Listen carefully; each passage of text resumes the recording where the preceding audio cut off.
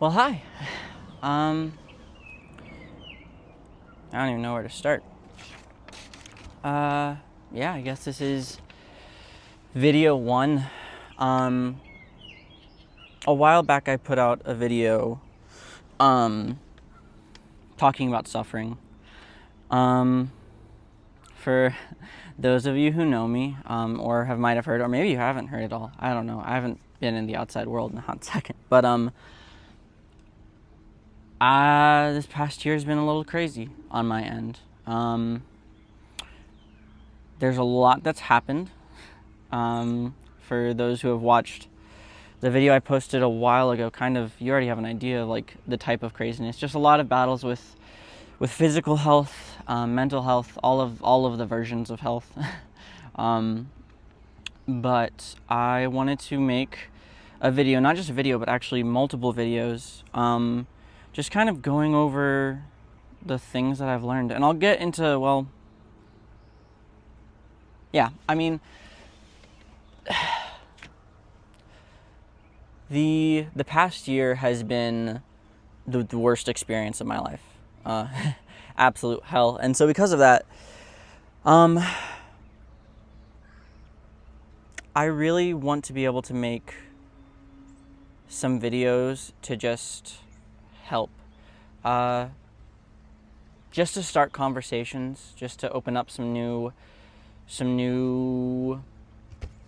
topics of conversation, and really just honest and nitty-gritty conversations. Not like depressingly nitty-gritty, but just like kind of no holds bar type conversations. And so this is the first one of those. So to start it off, what I wanted to do is, just for those who don't know, the kind of what's happened between May of last year to now. A lot has happened, and a lot of people don't know. A lot of friends of mine don't know. So this is kind of like instead of like going and individually telling every person, this is one way that I can just kind of give, like, if you're curious, this gives you like a full kind of sweep over of what's been happening. So this video is kind of like an update of my life, of what has happened, what has transpired since May of 2025, as well as a kind of indicator of what I kind of want to do moving forward, and if you guys are watching this, what you can expect going forward. So yeah.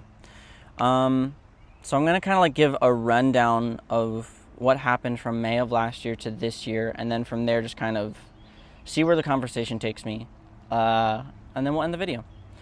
I want with the videos that I do, I don't want them to be scripted, which means I kind of sound like a bumbling mess most of the time, but I'm doing it because I really want everything I say to be genuine. I don't want it to be scripted and thought through and something I've really like pondered over for a while, and so that's the only reason that it has any meat. I want it to just be honest and raw, and I want it to be an encouragement to everybody else that you don't need to have things figured out before you start talking about it. That's something I've been learning over the past couple of months, and that's something I want to share. So I'm going to give a rundown of like almost like a timeline. And if I fly past things that are kind of like, whoa, that's heavy stuff, bro. I don't want to go through this in a way of like emotional detachment and like, oh, this happened, but it's fine now. Everything that I'm going to say here is stuff that I'm still battling with, stuff that I'm still struggling with, not to the same extent, but they are still there. And so I'm just gonna go through them just to give you guys an idea, and then I'll let you guys know what all of this means. Yeah. So because of the fact that all this is unscripted, if I just have moments of pause or contemplating what is coming out of my face hole, then that is why. So I thank you for your patience in advance. But yeah, my timeline, I'm going to try to keep this concise. So April of 2025 is when I opened the Jukebox show at Magic and Wonder, which was awesome. It was such a fun opening. It's such a fun show too. They're running it again now this year. Highly recommend going to see it. It's all the same cast, sans me, and so I know, and even the new guy I've heard is absolutely incredible, so please go check it out. But April 2025, opened that show. In April, I also ran into a lot of throat issues. Just had trouble singing. It started as dryness, and then it became like infections, and my uvula would swell up. That might all be TMI, but I'm gonna say it. So that started to happen, which affected my ability to sing and perform. At the same time, I had an old broken foot injury that started to flare up like crazy, so I had to wear a prosthetic boot to get through like the rest of tech and through a lot of the opening shows. And then I had around those times, that's when my body started to kind of, some of you might have heard that my body started to fail me. Like, that was the start of it. So then at that time, I ended up headlining the magic show, which was the greatest honor and experience of my life. It was, I can't even put into words how just epic it was. And it makes me so sad. I wish I could have enjoyed it more, but at this time, I had the throat thing happening, I had the foot stuff happening, and so I was frantically doing everything. If you're a performer, you know, you're drinking tea, you're using the humidifier, you're not talking, you're doing everything in your power to just savor your voice, and it's stressful, and it's anxiety-inducing, and it's a whole thing. And same thing with the foot, too. I was trying to modify and wearing different prosthetics. I was wearing knee braces, all of the things. It was a whole thing, and in between all of that, in between shows, I would either before work or after work or both, I'd be going back and forth between test labs and specialists and doctor appointments trying to figure out what was happening. So that was like the start of the decline of last year. But that anxiety spread into May of just trying to keep my body together. And as I kept trying to keep it together, I went to more appointments, more doctors to see what was happening. I never got any answers about it. No one could tell me what was going wrong. At that point, I started having chronic lower back spasms. So my lower back just started to completely give out. So I started wearing a full back brace during shows and during just everyday life to just help out, different sort of pillows to use when sleeping to see if maybe that was the issue. And in June, I had my ribs, my knees, and just chronic pain and fatigue in general that just took me out. At that point, every day I was going to a different specialist before work, just trying to figure out what was happening, just trying to get on top of my body before another thing fell apart. And it was awful because I didn't get to enjoy doing what I loved anymore. And it was purely just like staying on top of it. And if anyone has dealt with injuries, you know what I'm talking about, where you're always modifying, you're always trying to figure out like what could you do to make it better. But yeah, I could never figure it out. I could never get on top of it. And the stress and anxiety, it just kept perpetuating and making all of it worse. In June, my full body, I could barely, like there was mornings I just couldn't walk. I could barely sleep at all at night. I couldn't breathe without feeling pain throughout my ribs and intercostal muscles. It was a mess. So June, I ended up quitting my job.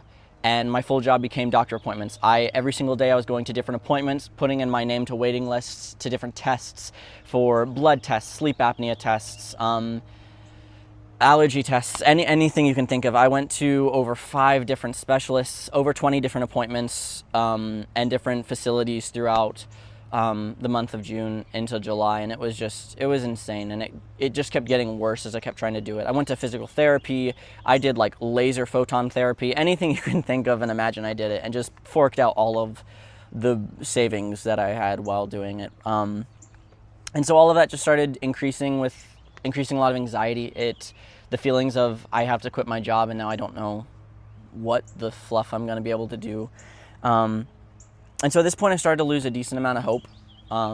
At this point, I still had like my faith, which kept me strong. I had people to encourage me, which was amazing.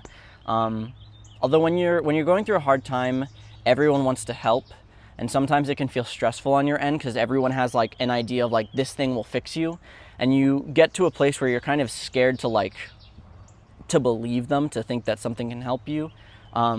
And so everything just kind of feels moot at that point. I think that's the way you say it. Moot. Anyways, it feels dumb at that point. But at this point, I was introduced to something called DNRS. My mom had a friend of ours introduce her to a program called DNRS, which is all about rewiring the neurons in your brain, and how chronic pain is actually purely it is more of a mental a mental miscode than it is anything else. Which I have so much to say on this topic, and I will do a whole video dedicated to neuroplasticity and the way that it affects your body, because I have a lot to say on this topic. But I will get there one day. That day is not today. But I started that in June, and that went all the way through September. Kept searching for doctors and specialists. I'd keep going to them, keep forking out more money. Each time I never got any answers. Every time I'd go to an appointment, hope would rise. They would say they had no idea what would happen after we paid for like another test, and the anxiety and the depression and the hopelessness would just continue to like slowly climb, and that pressure would slowly start to build. And so at this point, my body was completely useless. I could barely do anything with it. I had everybody under the sun, all of the friends that I had in my circle at the time, friends that I used to know that heard about what was happening, contacting me, giving me information and ideas and ways that I might be able to get like healed and stuff. I had my spiritual friends that were giving ideas of like prayer meetings that I could go to, and the Lord would heal me. And I had friends who were more going for a more practical scientific approach in terms of like the meds, the diets I needed to try, the specialists I needed to visit that would like just change everything. I tried everything under the sun in terms of what medical practice can give. Never found anything. While all of this was happening and my full-time job became searching for doctor stuff, this is where I experienced my first wave of spiritual doubt. Which I've never really struggled with that before. I've my entire life I've been raised in a strong Christian household, and in a lot of ways I'm very, very, very grateful for that. But this is the first time that I remember I was reading a book, and it was about suffering, and at this point I reached the spot. You can ask the people who were talking to me at that point. I was like, it doesn't matter if my body falls apart, like I still believe God can use me no matter what. All these things. I had a lot of friends that would say like, hey, you don't have to be okay. Like your body has fallen apart. You've had to quit your job. Like it's okay to be sad and to grieve what's happening. And I didn't want to do it. I didn't want to grieve. I didn't want to take the time to actually think about how crappy the situation was. And I just was like, you know what, God is good, and he'll take care of it. He'll do it. Sorry, I keep talking really fast because I'm nervous right now and I don't have a script, but so if I talk too fast, you feel free to put the video into slower mode, so that way I don't sound like a chipmunk sped up on drugs. Anyways, shouldn't have said that, but it's fine. But yeah, I reached a really big just spiritual blow, and it was while I was reading a book about God's character. It's interesting, but I had a thought come into my mind, like, what if God is just this person who seems like a doctor, and he's the one who like created the sickness, and then he just comes in and swoops in and gets all the glory and the praise for, I will continue to praise God anyways, and like, look how God can use this. It like my whole baseline of what was keeping me mentally sane with everything falling apart was all of a sudden called into question. And that is where all of the focus of like the physical health, that's where it flipped, and that's where my mental health decline started.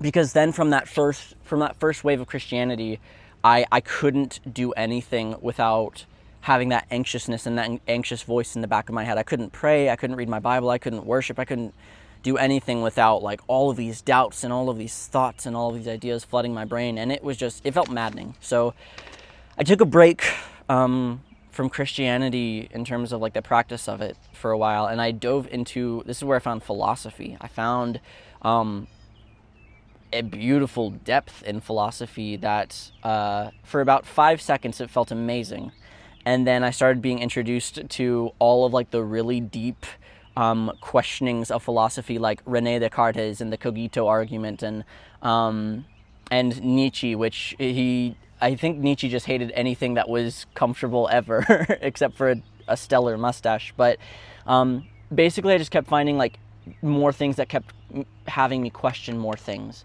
in terms of my senses and reality and existence. And so slowly my spiritual doubts turned into an existential crisis. because I no longer had that grounding that I believed in. I didn't trust the Bible anymore. I didn't trust any of the teachings of my parents, because what if it was wrong? What if it was false? What if I've been believing in a lie? And it just kept spiraling more and more until it really hit a bad pit where my mental health started to tank. At this time, more and more medical bills started to come in. My savings just absolutely started to tank. And so, yeah, with the mixture of like the existential stuff and the spiritual stuff, with the mixture of the stress of just trying to get my body better before next year, that was my hope, was like, I'm going to be better by 2026. And all of the stresses and all of those things just kept building up like a pressure cooker. I had appointments that would be scheduled all the way like 2 hours away from where I was. And I remember driving about an hour and a half to the facilities, and they would call and say that they misscheduled something. And so I'd have to drive all the way back home, and the anxiousness would just continue to pile up. But I remember a day where I had a friend who, he texted me in the morning, and he asked me if I could help his son make a costume for Halloween.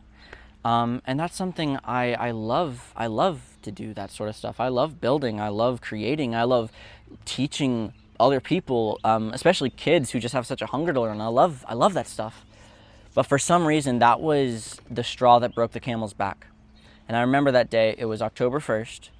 That day, my anxiety spiked to such an extent, it was awful. I had all of like the disturbances in my head that led to the compulsions of designing and doing all these things, and I had to get stuff right. I had to do it perfectly, and it just continued to release that pressure valve that had finally, like, it just broke. All of the built-up pressure, all of the everything from May of just trying to keep my body and my mind together, it finally broke apart, and I ended up just having a complete mental breakdown. I remember being filled with so much anger because I felt like my life in 1 year had just like fallen apart. I had lost like all of my money. I had to quit my job. I didn't feel like I had my faith anymore. Like it just felt like everything was meaningless. It felt like everything was spiraling. And I remember just being filled with so much anger, and all of a sudden my thoughts went from fearful to angry to just violent towards myself. I was filled with so much self-hate. I was so angry that I let all of this happen as if it was in my control at all. And I remember my head bursting. I had one of the worst migraines I've ever had in my life, and I could not function. I couldn't breathe. I couldn't do anything. And so by the end of the day of just wrestling that anxiety and trying to like keep it under wraps the whole day, it finally exploded. And I remember during a workout, I just stopped caring, and I needed something to mute the pain. So I remember I ended up cutting myself that day. And as a kid, I used to deal with a lot of anxiety and a lot of depression. And as a kid, that's how I found that I could kind of release that pressure and that pain in my head, was to distract with something that was tangible, something that was physical I could focus on. And I want to talk about self-harm in a whole different video, because it's such a dense topic, and it's something that I think is more prevalent than we realize or that we think. And I just want to open up the conversation on it because I've experienced it, and so I just want to shed some light on it. But at the end of that night, that was the first night I attempted to take my life. And I remember I was making a sandwich, and I finally decided to go for it. And it was at that moment my dad grabbed me, and he didn't know any of the stuff that was going on, but he grabbed me, and he looked at me, and he said that he loved me. And it was at that moment I just broke apart, and I fell on the floor. And at that point, it all kind of is a blur. I remember just crying and sobbing and being filled with so much anger and just wanting it to end, wanting all the physical pain to end, the mental strain and the pressure of trying to get everything right to just end. And I was just, apparently, I don't remember a lot from that night, but my family said I was just screaming, and they couldn't get me to calm down. And in a panic, I reached for a knife and tried to stab myself, and they had to pin me to the ground and stop me. And so after that night, I was catatonic for about a week. This was October 1st through about a week. And then after that, I entered more of an existential and more of a spiritual crisis, because I thought if I could fix that stuff, and I could have all of the answers, I could ground myself and I could just rebuild my life from there. I was like, it was one spin out, but it wasn't something I couldn't bounce back from. And the more I kept pushing and searching and trying to grab a hold and get control of things, the more things just felt like they were falling apart. And things started to get better for a while. And then I just had one of those bad days, one of those days where I lost my car keys. One of our dogs just no longer had control over their bowels. Just like a bunch of small things that triggered all of the stuff again. And just losing the car keys, me losing my own car keys, was enough for me to, like, all of the anger and all of the hate and all of the suicidal ideations and the anxiety and the depression, it all came flooding back with a vengeance. And so I ended up, again that night, I ended up cutting up my arms up to my forearms that night. And I remember my dad came home from a biking trip. And I remember I was wearing a sweatshirt, so he didn't know, but he asked if I was okay, and I just started to cry. And he hugged me, and he brought me into bed with him, because my mom and my sister were out of town, and so he stayed with me. He stayed with me that whole night into the next day, and he took care of me over that weekend. He got me set up with a counselor, which is huge, because he comes from a Southern Pentecostal family where, like, counseling isn't necessary because God is all you need. So the fact that he did that is awesome, and it's huge, and it just shows how much he loves me, and I'm so grateful for it. But yeah, so I started going to counseling, and throughout this was from October through December, so there's so many ups and downs. Sometimes stuff would get better, sometimes it would get worse, and I think the times where it got better, and like that hope of finally things are gonna be better, and then the days where all the anxiety would come back, the destruction of that hope made it feel all the worse. But I started to go over the notes that I take during counseling sessions, and I would just start digging into them like crazy and just extrapolating everything I could find to try to see if I could do anything to fix my brain and my life that felt like it was falling apart. And I eventually stumbled on one essay that, like, it finally just hit all of the points. It finally hit my inability to feel like I have worth and I have value outside of what I'm able to achieve. It hit on all of the anger that I've had towards God my entire life, and I always either directed it at myself or at my dad, instead of directing it at God, what the feelings I had towards him. And as soon as I hit that pressure valve, it was like 15 years of just anger and of pain that just popped out of nowhere. And I remember that week, it was one of those things where I've never felt anger that was so all-encompassing before, and it blinded me to everything. And so that week I wrote the rest of the essay. I think I ended up having like over a 30 to 40 page rant of just me spewing anger towards God and everything I hated about him and Christianity and all of the things. And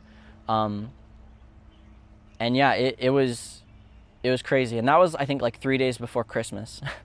And so slowly my family, after they read it, they had a better understanding of what was going on. I was able to have a better understanding of what was going on. And so they came behind me. They were there for me. They kind of helped. We had a good Christmas. My dad stayed with me while the rest of the family went out to go meet extended family. And yeah, things started to get better. And then right before New Year's hit, I had another spiral. There was something that happened with my family that just triggered some childhood trauma that really sent me spinning.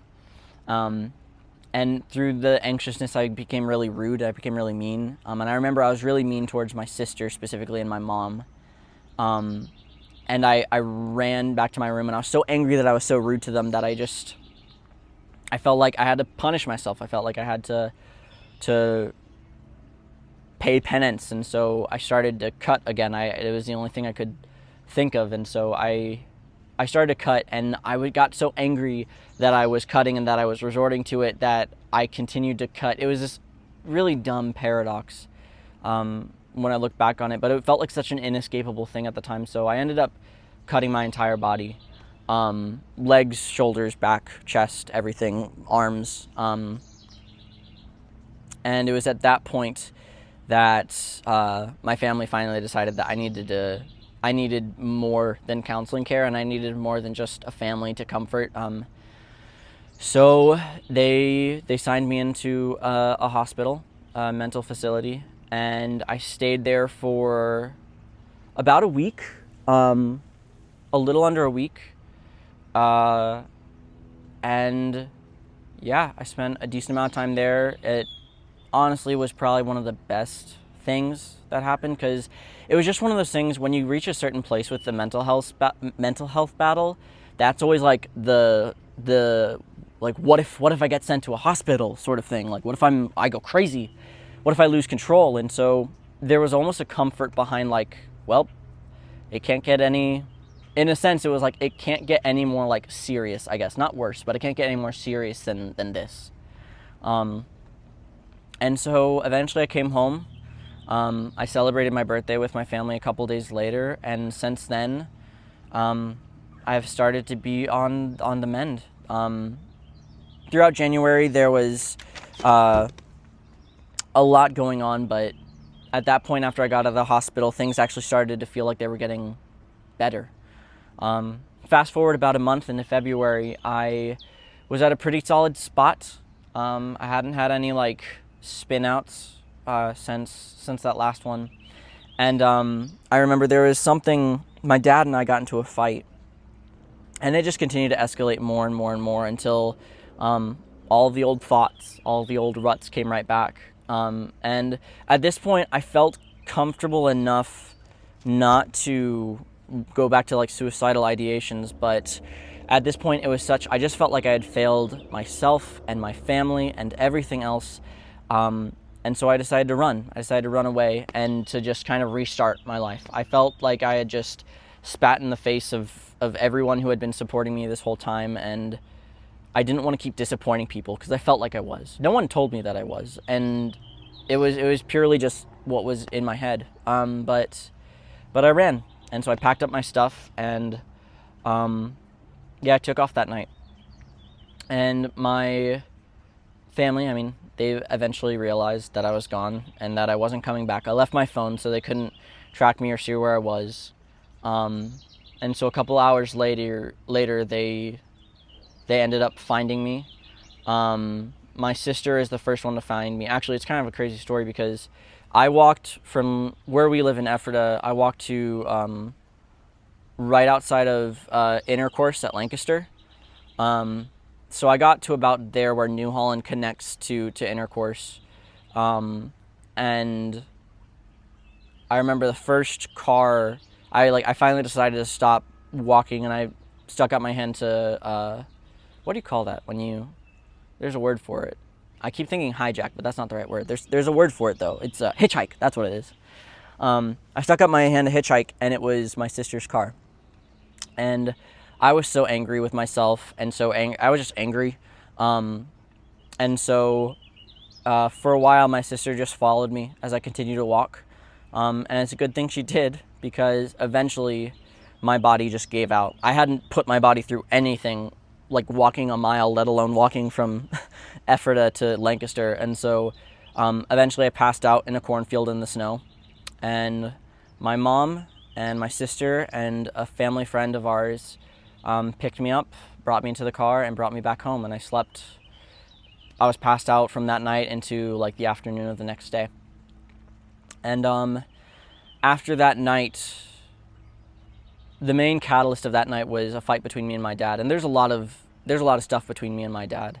But through that night, it opened up the door for me and my dad to finally air out all of our stuff towards each other and actually start to work on a relationship. And a lot of cool stuff has come out from that moment. And after that night, that brings us to today. That brings us to now.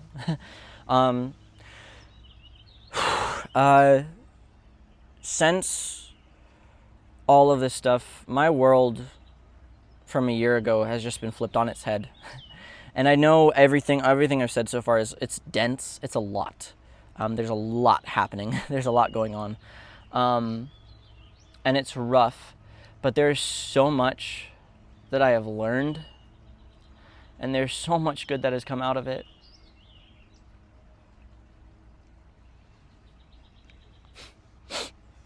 And there's a quote from a really amazing woman. I highly recommend looking her up if you have a chance. Her name is Catherine Wolfe, and she has a saying, which is, "My pain is too precious to waste." I talked about this in my last video. Of how our experience and the pain that we go through, it opens the door for empathy and for understanding when we see other people going through things. And after I ended up having to be sent to a hospital for mental health, I realized how many more people there are in the same situation that I am, and they don't have the same friends and the same family that I have. I've said it before and I'll say it again. I would not be here, I would not be alive if it wasn't for my family and if it wasn't for my friends. There's very key and specific people that either through relationship or through actual action stopped me from doing things that I could not bounce back from. And especially after going to the hospital, I want to do everything in my power to make sure that no one has to go through what I've gone through, or at least to the very extent, make sure people know that they don't have to go through it alone and that they're not alone. And so I want to do something with what I've learned and what I'm continuing to learn, not out of an obligation, but just out of a desire, out of a knowing how awful those places are, and wanting to bring hope, wanting to bring healing. And I can't do that, but I can at least hopefully encourage, and I can at least share my story, and I can be honest and open, and hopefully help kind of like edge open the door so people can start to have those conversations with the people that are in their inner circle. And in turn, that honesty can open up more honesty, and that'll open up more empathy, which will open up more understanding, which can open up more forgiveness and healing, and et cetera, et cetera. And so that's something that, sorry, it was a bug. That's something that I really want to do. As of right now, my body is still a hot mess. And there's still so much that I'm working on. A lot has changed. I'm not a Christian anymore. But that is something I'm currently working through right now. It's just, I'm trying to figure out what I believe. I might end up going back to Christianity, but for right now, I'm just kind of going on this journey of just, for the first time, disassociating myself from everything I felt like I've had to do. And finally, for the first time, seeing life from a completely new perspective. And so I have found so much freedom through this pain. And so the reason that I'm making this video, and the reason that I'm going to keep making videos, is because even if no one listens to them, it's a great way for me to verbally process and just kind of figure out what my brain is thinking. Because it's crazy up here. But the other thing is I just want to let people know they're not alone. And I want to be able to provide any information, any knowledge I have, anything I've learned, and just give it, even if it doesn't help at all, just to let the person know that they're not alone. And so I've talked on so many topics that I've tapped in, just talking through like the timeline of what has happened from last year to this year.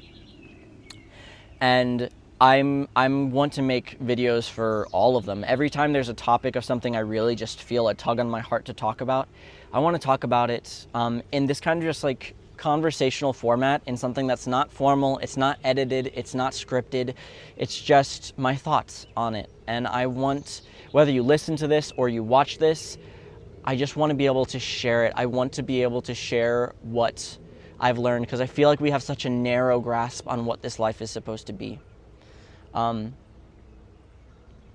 With that being said, I know that everyone who goes through something tough always, not always, but a lot of the time, if you ever have someone who's gone through something and they start generating content, it's because they're now this wisdom guru, and they've gone through a bunch of shit, a bunch of crap, and they're trying to impart their wisdom on the masses, and that's not my goal.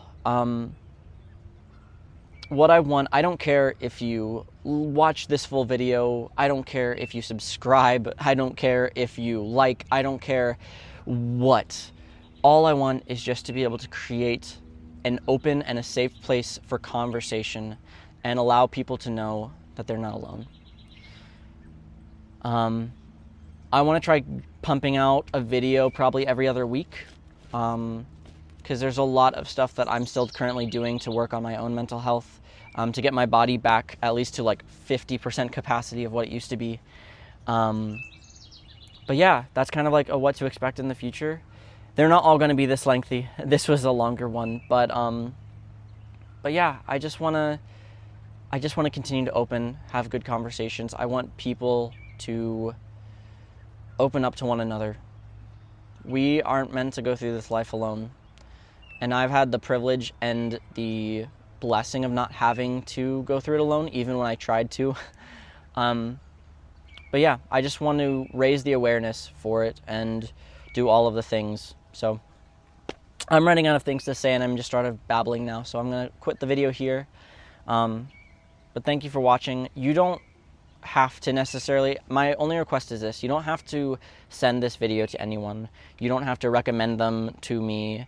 What I do ask though is that just have these conversations, whether it's with your friends or your family or your partner. Whenever you're asking someone like, how are you doing, just take a second and genuinely ask them, like, but really, like, without the social convention of I'm great, how are you? Like, how are you doing? How is your mental health? How is your body feeling? How are you feeling? How are your emotions functioning right now? And I know that's something that's it sounds a bit hippy-dippy when you say it out loud, but it's something that's so true, because we get so caught up in the grind of life, and so it's important to just be genuine. Ask, how are you doing? So with that being said, I'm now going to shut up. I'm going to go do the rest of the stuff I have planned for today, and yeah, I'll leave it here. Thank you for watching. I hope you have a wonderful day, or a wonderful night, or a wonderful rest of your morning whenever you're watching this, and yeah, I guess I'll see you in the next video. All right. Oh, gosh.